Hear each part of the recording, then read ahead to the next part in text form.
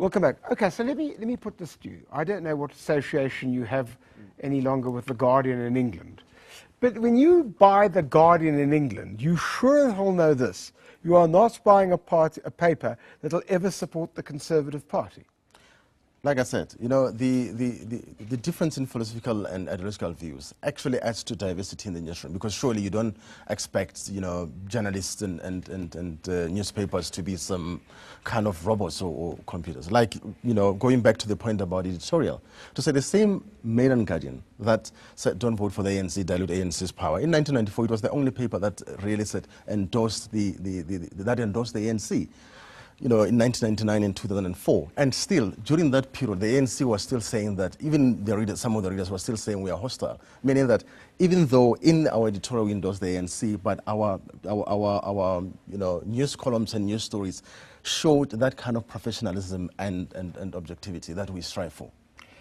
There was a nasty streak in this debate that I followed about the suggestion that critics of the move of Ms. Brown, etc., yes, were being anti-transformative, sure, and maybe racist.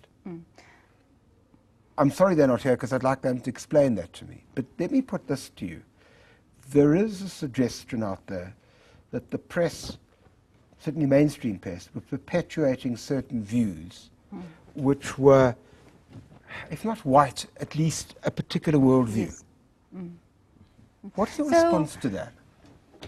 The thing I'm looking forward to enjoying in Karima's reshaping of independent papers is the creation of a new narrative, a counter-hegemonic narrative.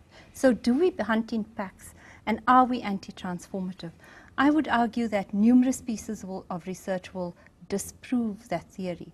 Do we need greater diversity? Absolutely. But I don't think that diversity comes through wearing a T-shirt. I think it's much, much deeper than that. Can I ask you this? The ANC have complained bitterly for a long time that you journalists are against them. Well, I think the ANC was very much used to us coming from them, many of us, who cut our teeth reporting on it, learning from it, and imbibing all its values.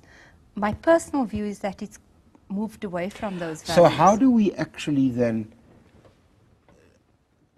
develop, as it were, press, or are we? I mean, are you satisfied?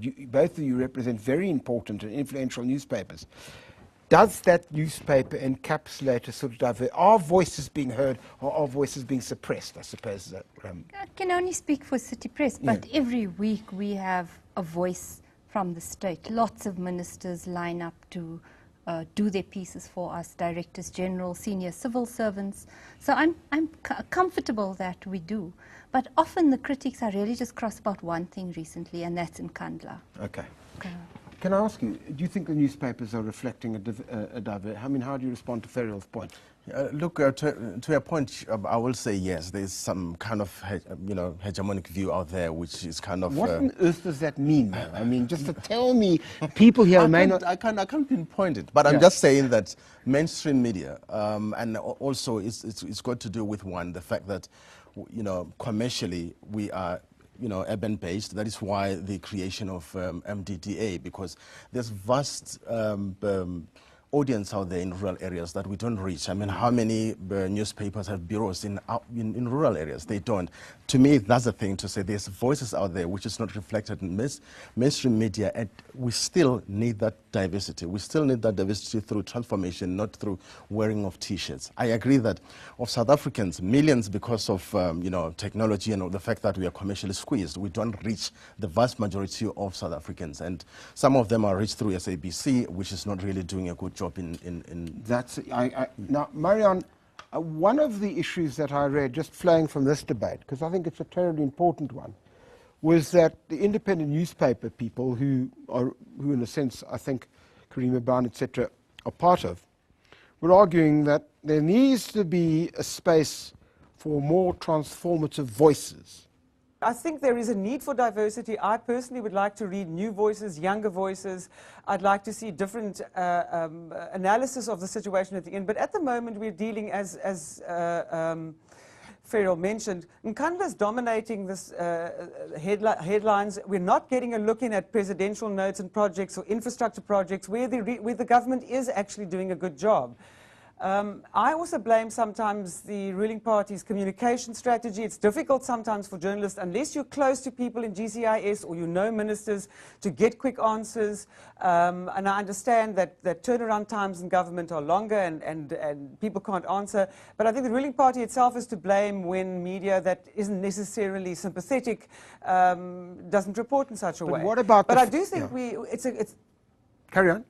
It's an ongoing transformation. I think that as we grow and change, I think what was very sad for me was that a discussion around whether you should align yourself publicly with a political party, which used to happen in the past with the Burger. The journalists, I've just read a book by Gabriel Bortman now called Brothers in Armchairs, where journalists who used to work for the Burger had to sign a sort of document that they would support the National Party.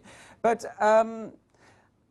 I think increasingly that we need to be very wary of being close to power. The ANC is in power, and we need to keep that power in check, and that's our job. And if the DA is in power in the Western Cape, we need to keep it in check in an equal measure. So do you accept that your job is to actually speak truth to power? Yeah, hold those who are in power to account and how they exercise power. Well, yes, please make a point. So it's not the only model.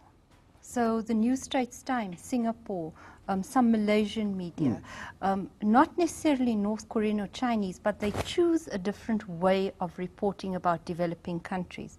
And I think if independent newspapers are going to do that, great, because not all of us can choose the fourth estate.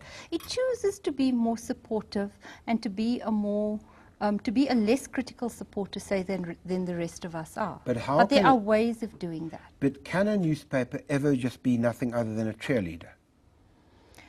I think I've seen examples of the world where it considered themselves to be part of the developmental effort.